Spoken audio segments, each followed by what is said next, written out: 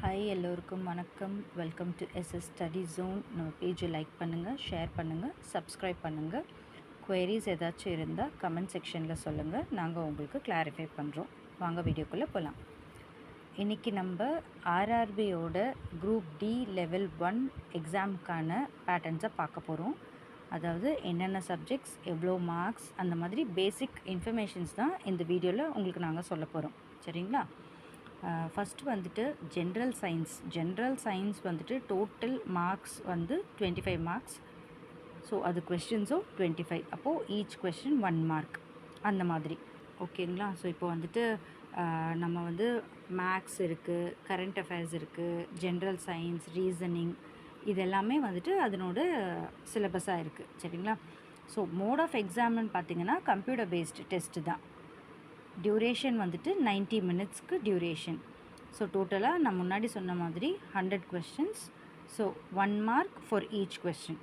சரிங்களா? அப்போ வந்துட்டு நெகட்டிவ் மார்க்கிங் உண்டு இந்த எக்ஸாமில். ஸோ கொஞ்சம் கேர்ஃபுல்லாக பார்த்துக்கோங்க. ஓகேவா? அதுக்கப்புறம் செலெக்ஷன் ப்ராசஸ்னும் பார்த்திங்கன்னா நமக்கு வந்து ஃபஸ்ட்டு கம்ப்யூட்டர் பேஸ்ட் எக்ஸாம், அதாவது நம்ம ப்ரைமரியாக எழுத போகிற கம்ப்யூட்டர் பேஸ்ட் எக்ஸாம். ஸோ அது பாஸ் பண்ணால் அதுக்கப்புறமா ஃபிசிக்கல் எஃபிஷியன்சி டெஸ்ட் வைப்பாங்க. சரிங்களா? அதுக்கப்புறம் ஃபைனலைஸ் ஆகிற கேண்டிடேட்க்கு document verification and medical efficiency test நடக்கும். சரிங்களா? ஸோ இப்போ அந்த எக்ஸாம் பேட்டர்ன் பார்த்துட்டோம். ஸோ இது வந்துட்டு மேக்ஸ் வந்துட்டு நான் 25 மார்க்ஸ்ன்னு சொன்னேன் இல்லையா, அதுக்கப்புறம் ஜென்ரல் ரீசனிங் 30 மார்க்ஸ். அதே தான் வந்து நான் திரும்பவும் சொல்கிறேன், ஏன்னா கொஞ்சம் கிளியராக இருக்கும் அப்படின்றதுக்காக. சரிங்களா? ஸோ எல்லாமே அப்ஜெக்டிவ் டைப் கொஸ்டின்ஸ் தான், எம்சிக்யூஸ் மாதிரி தான் இருக்கும். வேறு நம்ம எதுவும் டீட்டெயிலாக எழுதுகிற மாதிரி இருக்காது. கம்ப்யூட்டர் பேஸ்டுன்றதால ஜஸ்ட் ஆன்சர் என்னன்றதை நீங்கள் கொஸ்டினை நல்லா படித்து பார்த்துட்டு ஆன்சரை கிளிக் பண்ண போகிறீங்க, அவ்வளோதான். ஓகேவா? ஸோ நெக்ஸ்ட்டு வந்துட்டு இப்போது மேக்ஸ்க்கு கீழே என்னென்னலாம் நம்மளுக்கு வந்து டாபிக்ஸ் கவர் பண்ண சொல்லியிருக்காங்க அப்படின்றத நம்ம பார்க்கலாம். Number system, decimals, LCM, ratio and proportion, mensuration, time and distance, profit and loss, geometry and trigonometry, square root, calendar and clock, BODMAS, fractions, HCF, percentages, time and work, SI and CI, algebra, elementary statistics, age calculations, pipes and systems. இது எல்லாமே maths சிலபஸ்க்கு கீழே வர topics.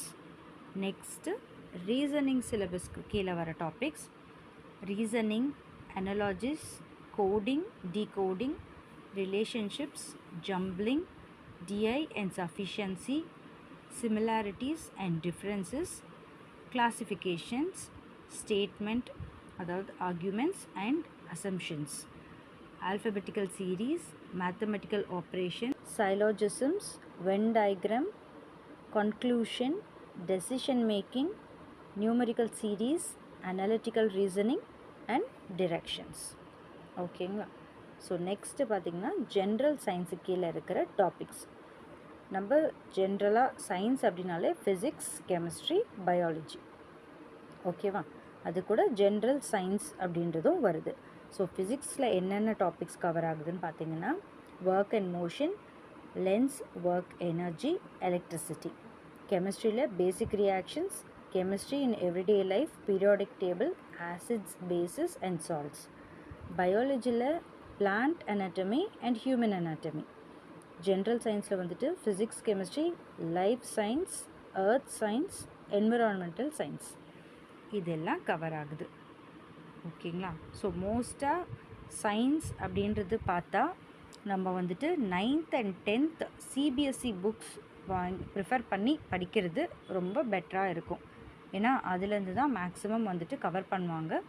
So 9th and 10th CBSE books, science books, அதை வந்துட்டு படித்தா ஓகேவாக இருக்கும். உங்களுக்கு கொஞ்சம் இன்னும் நல்லா ஆன்சர் பண்ண முடியும் நிறைய கொஸ்டின்ஸ்க்கு. ஸோ நெக்ஸ்ட் ஜென்ரல் அவேர்னஸ்க்கானது syllabus. So general awareness and current affairs in science and technology, sports, culture, personalities, economics, politics and any other subject of importance. ஓகேங்களா? கம்ப்யூட்டர் பேஸ்ட் டெஸ்ட் பாஸ் பண்ணாலுமே கூட நம்ம ஃபிசிக்கல் எஃபிஷியன்சி டெஸ்ட் பாஸ் பண்ணுறது mandatory. ஓகேங்களா? So அதுக்கு என்ன criteria அப்படின்னு பார்த்தா, மெயில் கேண்டிடேட்ஸ்க்கு 35 kg லிஃப்ட் பண்ணி 100 மீட்டர்ஸ் வரைக்கும் அவங்க போகணும் 2 மினிட்ஸில். ஓகேவா? ஸோ 35 kg லிஃப்ட் பண்ணி கேரி பண்ணணும் 100 மீட்டர்ஸ்க்கு 2 மினிட்ஸில். அதுக்கப்புறம் மெயிலுக்கு பார்த்தாச்சு. இப்போ ஃபீமேலுக்கு பார்த்தா 20 kgs வெயிட் 100 மீட்டர்ஸில் 2 மினிட்ஸில் நம்ம க்ராஸ் பண்ண சொல்லியிருக்காங்க. ஸோ ஃபீமேலுக்கு பார்த்தா 20 kg வெயிட் கேரி பண்ணிவிட்டு 100 மீட்டர்ஸை 2 மினிட்ஸில் க்ராஸ் பண்ணணும். அது கீழே இன்பிட்வீன் ட்ராப் பண்ணிடவும் கூடாது.